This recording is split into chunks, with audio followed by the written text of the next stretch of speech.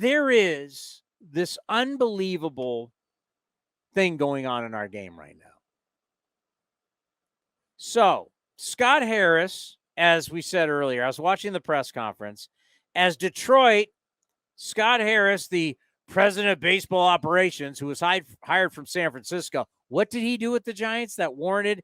He was the GM of the Giants for a hot minute, and then he gets the president's job for the Tigers? They won 107 games with him as GM. I mean, are you serious? They've been 500 since. And then, wait for it, takes April, May, June, July, August, September to hire a GM below him.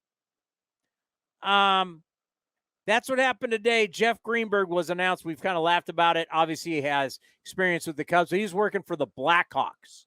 As an associate GM. 6 months. 6 months it took the president of baseball operations to go through an entire season to now say, oh, I got my GM, my right-hand man.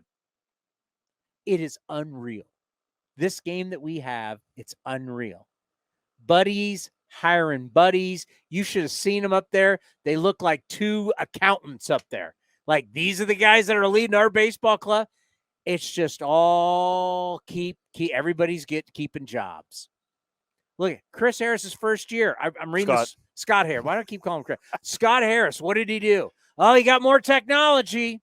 Because remember, everybody who's gotten better this year with the Tigers, they have gotten something. Riley Green, unfortunately, is out. They've gotten guys. None of the guys he's taken. He's done none of that. He's getting rid of the fat, bringing in technology. Now he's hiring his buddy at the end of the base. It's always keep the rebuild going. Don't have to win. Just always keep, they haven't won in 7 years. Next year's 8 years. The year after that's 9 years. Hey, we're always selling you the future.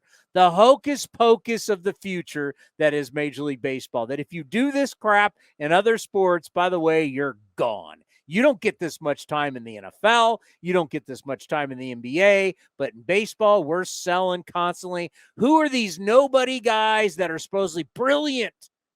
All these brilliant people who they've got data. They got this. They've got that. They're going to come in. They're going to take over your organization. Look what the Orioles did. Yeah, well, for every Orioles, there's a bunch of teams that fail. This is the new thing. So I think of San Francisco. Remember when San Francisco won 107 games? Oh, my God, Farhan's brilliant. Kapler's brilliant. Look at the way they think the game, every pitch, every game. Now what is it? This place sucks. Chemistry sucks. I don't know if anyone's going to want to sign here. This is a bad place to be right now. That's what's being sold in San Francisco. 2 years ago, everybody's brilliant. Well, now everybody's not brilliant anymore. And now they're talking about why would you want to sign here? You're just going to get pinch hit for. You're not going to be allowed to pitch innings. This place is a disaster. What are we doing? I mean, your best pitcher's saying there's no game plan to win here. It's everywhere in baseball. We're always hiring Chaim Bloom. I have a connection to the Red Sox. I was told, you wouldn't believe how many people that are working in the front office. For every guy, there's another guy who's another guy who's another guy. There's so much chain of command and buddies being hired and guys that you know and guys that you trust. There's so many cooks in the kitchen. It's unbelievable. And it's happening all through the sport.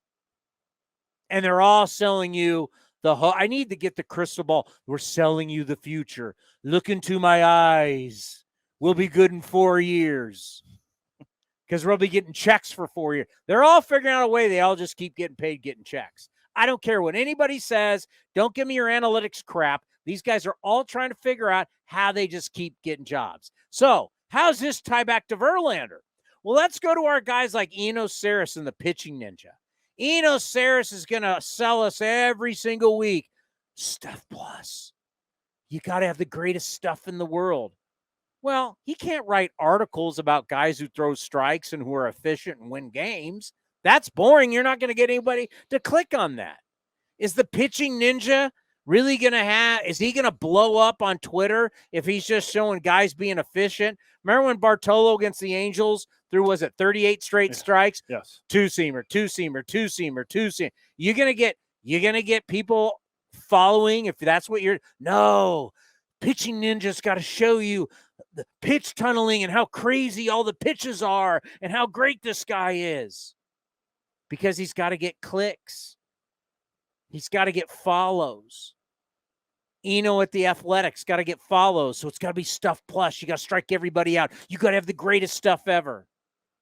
So you got this hocus pocus going on in front offices, and you got the hocus pocus going on with the media. It's unbelievable. It's like a big cabal. How do I tie it back to Verlander? Because if you watch Justin Verlander last night, if you go and look at the data last night, you know what Justin Verlander did? Justin Verlander went out there without his best stuff in a time when his team needed him, and he went out and pitched, and he competed. He showed great heart. He showed great mind. He showed what a great athlete does.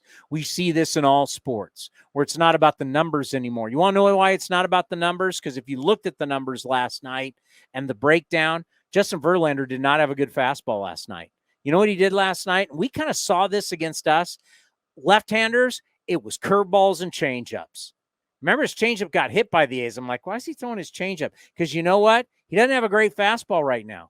But he went 8 innings against the Mariners. These two teams are battling for the postseason. You got 8 innings out of a 4-year-old flipping curveballs and changeups up to all the left-handers. He still threw the fastball to the right-handed hitters at his normal clip. Against lefties, it was way low. He was just showing fastballs to lefties to their left, and everything was deuces and changeups.